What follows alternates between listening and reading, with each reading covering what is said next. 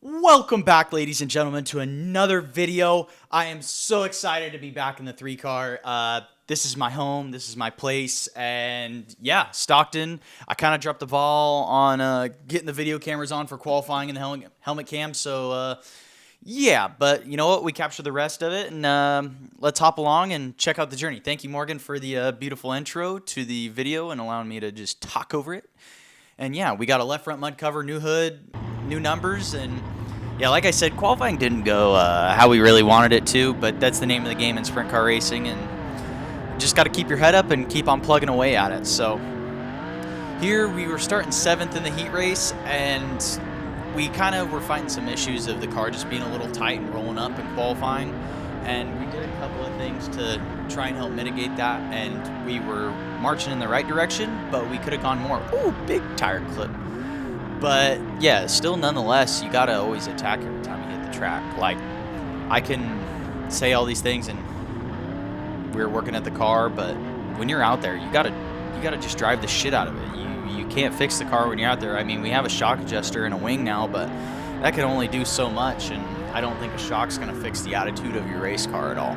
It can only help you dial it, fine-tune it in, I would think, but I don't really adjust shocks that much, so here's a little sketchy move. We were definitely moving and shaking in the heat race, just trying to feel out the track and see where we were kind of the best. And one thing that made me feel uncomfortable in the early stages of this night is just how hard I had to drive it in and plug it left. I don't like to plug it on entry and be turning left into the corner. That's not my thing. I don't enjoy that. And oh, there's a tire on the track. We just totally ran that over. But yeah, I kind of like the car to slip out a little bit from me, so I was very confident in what I wanted out of the race car, and I think that's why we ended up doing good in the main event, was because I never lost sight of that, and neither did Pombo, and we were both just very driven to give me that so we could have the best opportunity possible in the main event.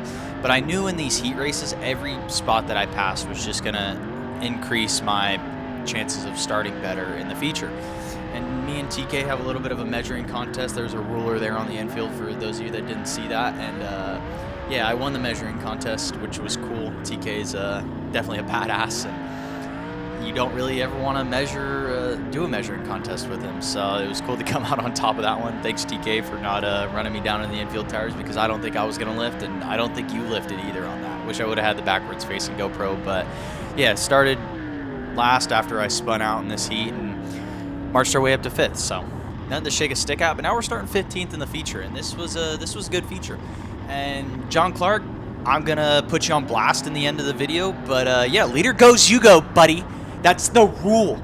That is the rule. Leader goes, you go. It happens to me, so guess what? I'm gonna fucking do it to you. I'm gonna do it to everybody, because your position's much better in my pocket. Like, screw off. Yeah, if you were so pissed off about it, you should have passed me back. But we're getting away from the video. But so right now I'm kind of just feeling it out. Like, I know that I had a feeling that everyone was just going to be marching on the bottom and one lane. So I was trying the top very early, because I feel like this was probably my best chance to try the top. And thankfully I did, because Billy made an uh-oh and I got to sneak around him. And I wanted to try out the bottom because I knew it was the best option for me to move forward. And man, dude, I love clipping tractor tires. I don't think there's anything I love more than it. I probably love orange juice and my family more than clipping fucking infield tires. But nonetheless, now we're starting on the outside. Now I really get to put the test to how the outside is, because I had a feeling that Dominic was going to go to the top and I was going to split the middle and kind of just float it and maintain. But Dominic kind of had the same idea as me, which sucked, but we both followed through with our ideas and it didn't prevail in the end. But nonetheless, now we're back here, and Billy got back around me, which kind of sucks, but name of the game in sprint car racing. And Caden Steele clips a tractor tire and kind of gets, I think that's what happens. I don't know. His left front goes flat. It's definitely flat right here, I believe. And that's why I tried to go to the outside.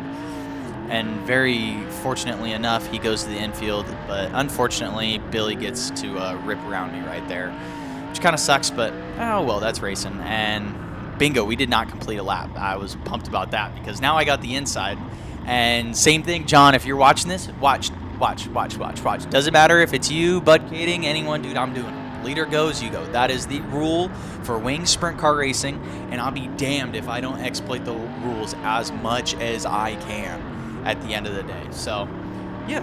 But now on this restart, I knew that Andy was way up there in the front. Like, he was a row or two ahead of me, and we started really close to each other, so I knew that homeboy was just plugging the bottom and not getting off of it. Andy's not a cautious driver. I think Andy's a badass, but, like, I don't know. There was a big feeling inside of my stomach, and my intuition was telling me that Andy was probably just plugging away at the bottom because, I don't know, Andy's been doing this a lot longer, and he's older than me, and he doesn't have, as me and my buddies call it, the teenage T, where you just want to go out there and pound it and blow it off the edge. Andy's a lot more methodical than most drivers, him and the Shark. Hey, and shout out to the Shark, dude. You were freaking rolling. If you're watching this, Sean, I was pumped when I was behind you and Andy right here and you guys started rubbing on each other. I was absolutely pumped. That was like the coolest thing I think I've ever seen from watching two guys battle. I was running a 410 and I got to watch two legends absolutely duke it out in front of me. Back to the commentary, and he's kind of pulling away from me right here, so I don't know when it is, but I grab a little bit of my right front shock. You're allowed to have one shock adjuster on one corner, not a Jacob's ladder, not a weight jacker, one shock adjuster in KWS and high limit. I don't believe with Outlaws. And then you also have your wing. So I kind of was trying to gather my thoughts and feel out the race car, and I knew that I was kind of getting a little loose off of exit. I want to say I grabbed some shock right here. No, I'm just really waiting for that. But I grabbed some right front. I softened it up because I just wanted to squirt off the corner a little bit harder. And when I did that, the car felt absolutely amazing from the center off. And then I knew that I needed to just grab a little bit of wing because I was a little loose on entry and I wanted to drive it in a little bit harder into 3. And now it's getting a little chaotic because I caught back up to Sean and Andy, and I go to the top again. I don't think that was the move at all. The top was not the fastest way around the racetrack in 1 and 2. 3 and 4 you could definitely get around with maneuvering, and then big chop suey.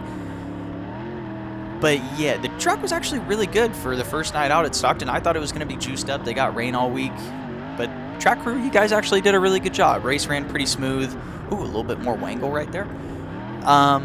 But yeah, now I'm just trying to plug away at it. It's kind of hard, I feel like, when you're racing sprint cars and you're behind guys in the tracks like this. Like, there's not 2 definite lines. I mean, there's multiple lines, but at this point you kind of need lap traffic to use it as a pick to put yourself in a better position around somebody, especially guys like Andy. Like, they're not going to make insane mistakes on a long green flag run like this and jeopardize themselves. There's just so much momentum built up that it's just going to be really difficult to pick your spots when Andy or Sean or Shane, even for a matter of fact, is just plugging away on a long green flag run. I feel like I'm a 7-lap kind of guy. Like, I know that a restart's coming up here in the closing laps, and I love a good restart. And on these long green flag runs, I feel like I get complacent now that I'm watching this. And when I was out there, I could feel myself be complacent too. Like, I was just waiting for the right opportunity. I'm not going to absolutely hustle this motherfucker and chance it, try something random in hopes that I can just magically drive around Andy Forsberg, Sean Becker, and Shane, because everyone's right here. We're all kind of dicing it up pretty hardcore. Or not dicing it up, but we're on each other's asses in lap traffic. And it's getting a little close for comfort, but there was the yellow, and that's what we're talking about. Now it's time to mess with Andy a little bit. Roll up next to him, because he knows I started behind him. And just say, what's good, Andy? What's good? Don't miss the bottom on this restart, big dog. That's all you got to do. Just hit the bottom. That's all you got to do. And then, yeah, so I'm just trying to intimidate a little bit. I mean, I got to use every upper hand that I can. And I know that if I execute the bottom right here and Andy misses it like he just did, I'm gonna beat him. And that's how it came down. We snuck by Andy a little bit right there. Dylan gets a little, is it right there? Yeah, Dylan decided to spin it out on the straightaway because of a loss of grip on the straightaway. Yeah, it was slick there, Dylan. Don't stand on the gas. But now Andy and I had a little bit of a measuring contest going into 3. That was a big ego battle right there, Andy.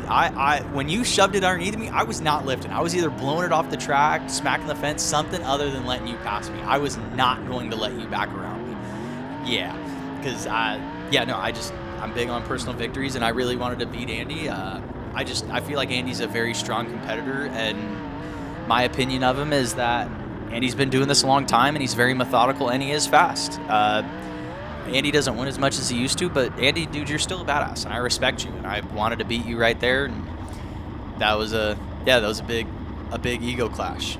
But now into the final restart. Here we go. I did the same thing with Dylan, but I didn't want to show it because I don't know. I'm friends with Andy. I like to poke fun. I hang out with Brian and the whole team. So that was just a little bit of fun throwing that in the video. But I did the same thing to Dylan, and it worked out. Who would have thought? We snookered Dylan. He missed the bottom, and we executed. The only thing I was thinking about on that yellow flag was just execute the bottom, execute the bottom.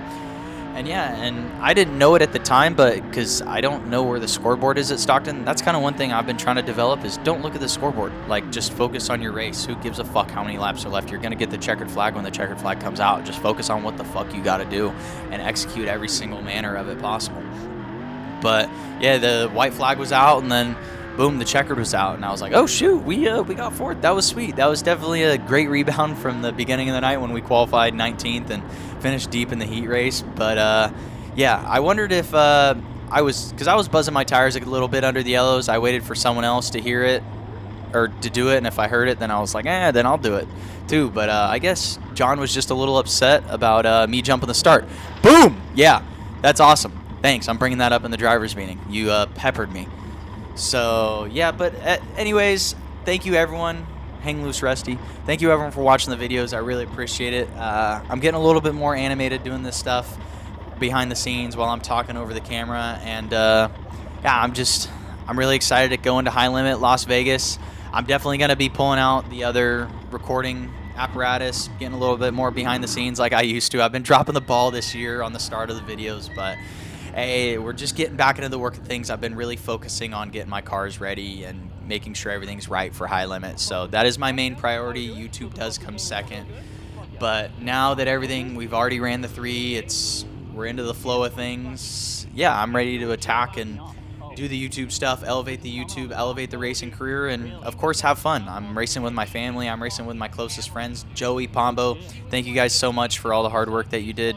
Joey came out. It was an awesome experience to see Joey again after a long off season. I kind of didn't get to hang out with all my buddies this off season because I was just plugging away at getting my stuff ready. And yeah, it always feels good to come back to the racetrack and just enjoy myself and be back with my buddies. So yep, looking forward to it. Vegas next week, and let's get into the High Limit swing, baby.